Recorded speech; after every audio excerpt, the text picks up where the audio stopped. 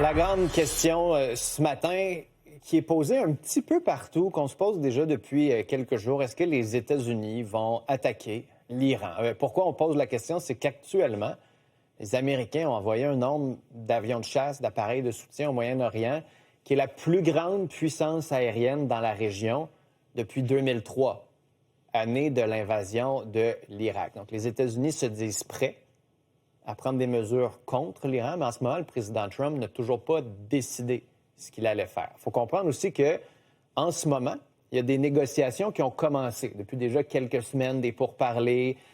On avait parlé à Oman, il y a eu des représentants américains, iraniens aussi, qui se sont réunis à Genève cette semaine pour négocier un éventuel accord. Le point principal, ça reste le nucléaire. L'Iran enrichit de l'uranium pour, ultimement, eux disent, oui, c'est pour créer de l'électricité, mais c'est aussi pour pouvoir nous défendre. Et le programme nucléaire iranien inquiète pas mal toute la planète ou presque. Mais c'est pas tout. On veut aller plus loin cette fois-ci. On veut pas... Je lisais des articles, notamment du Wall Street Journal, qui disaient on veut pas se faire un Obama. On veut pas une limitée au nucléaire. On veut pouvoir s'attaquer aussi aux capacités militaires iraniennes. Une des craintes, c'est que les Iraniens sont capables, avec des missiles balistiques, de s'attaquer à Israël. Possiblement d'attaquer plus loin dans la région des bases militaires américaines. Même si ce n'est pas des missiles nucléaires, ça reste important et dangereux. Et aussi, les Américains veulent un changement de régime. Régime iranien, des ayatollahs, est toxique. Toxique pour Israël, toxique pour le peuple iranien aussi.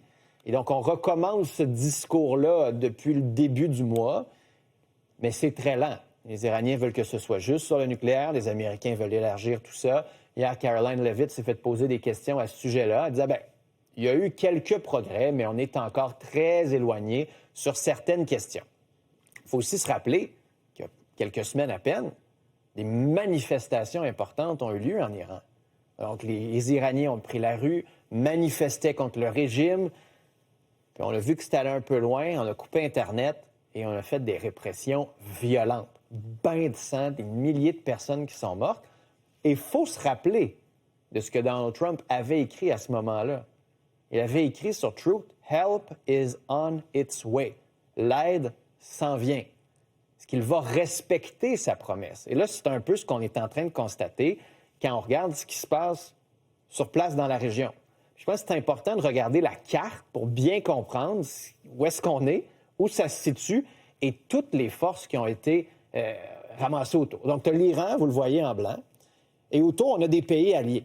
Oman, le Qatar, les Émirats arabes unis, l'Arabie saoudite, Syrie, pas un pays allié, mais il y a quand même une base en Syrie, base en Irak aussi. On peut même aller jusqu'en Turquie.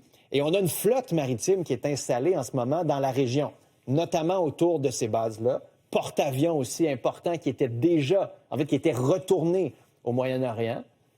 On a des bateaux ici qui sont capables aussi d'envoyer des missiles, donc d'attaquer directement l'Iran, en plus des bases où les Américains vont envoyer une flotte aérienne. Et donc là, il faut comprendre, puis pourquoi on en parle autant, c'est qu'on est en train d'avoir une flotte énorme dans la région. Et puis, gardez en tête un truc, ici, là, entre l'Iran et Oman, il y a le détroit d'Ormuz, qui est un des passages les plus importants pour le commerce du pétrole. 1/5 du pétrole et du gaz passe par ce détroit. Donc, l'enjeu, il est critique pour l'économie mondiale. C'est pour ça que quand on regarde actuellement le prix du pétrole, il est en train d'augmenter. Donc, je disais les forces en présence, américaines, les forces navales d'abord. Vous voyez, porte-avions. On a parlé du porte-avions Abraham Lincoln, un des porte-avions importants. Ça ne voyage pas tout seul. Il se promène avec 9 destroyers, 3 frégates légères. Juste pour vous dire, sur l'Abraham Lincoln, elle a à peu près 90 F-35. Et l'autre énorme porte-avions, qui est le plus gros de la flotte, le Gerald Ford, est en déplacement, lui aussi, avec des destroyers. Donc, des bateaux, eux, qui sont capables de protéger le porte-avions, mais qui sont capables aussi de mener des attaques. Et ça, c'est très rare que 2 porte-avions américains soient pas mal à la même place. C'est arrivé quand on a frappé les sites nucléaires iraniens la dernière fois. Donc, c'est pour ça qu'on se dit que ça se pourrait que ça approche. Mais la frappe iranienne, la dernière fois, était partie notamment de bases américaines avec des B-2. On avait frappé une fois, on était reparti.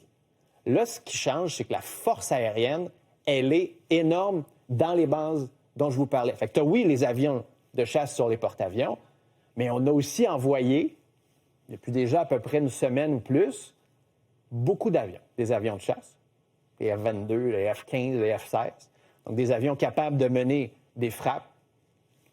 On pourrait enlever, détruire, par exemple, les défenses aériennes pour pouvoir, après ça, envoyer des B-2 qui pourraient partir, eux, des États-Unis, les B-2 qui transportent les énormes bombes.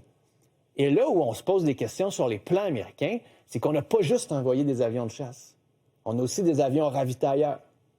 Ça, c'est des avions qui permettent de mener de longues opérations, donc de ravitailler les avions en plein vol. On envoie aussi des avions radars, donc des avions capables de contrôler, de faire de la commande du ciel, donc d'avoir une idée de ce qui se passe en tout temps, donc de contrôler le ciel. Là, je ne vous parle pas des drones et des autres appareils qui ont été envoyés là-bas aussi, dans les bases aériennes, pour pouvoir mener cette attaque-là.